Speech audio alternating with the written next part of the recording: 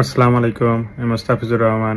Thank you. লাইভে মোস্তাফিজুর রহমান বলেন, তামিম ইকবাল অতীতে শেখ হাসিনার ঘনিষ্ঠ ছিলেন এবং বিভিন্ন সময়ে তার পক্ষে অবস্থান নিয়েছিলেন। তবে বর্তমান রাজনৈতিক প্রেক্ষাপট পরিস্থিতি বদলেছে বলে মন্তব্য করেন মুস্তাফিজ। তার দাবি অনুযায়ী এখন তামিমকে দেখা যাচ্ছে তারেক রহমানের সঙ্গে এবং তিনি বিএনপির ঘনিষ্ঠ হয়ে উঠছেন।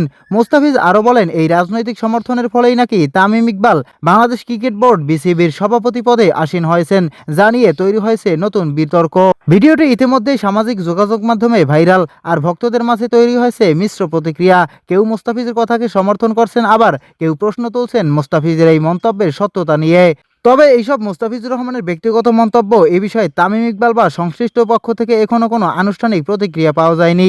প্রিয় দর্শক, আপনি কি মুস্তাফিজুর রহমানের কথার সাথে একমত? তামিম কি আসলেই বিএনপির হয়ে বিসিবির সভাপতি হয়েছেন? তাহলে কমেন্ট করে জানিয়ে দিন আমাদের কমেন্ট বক্সে।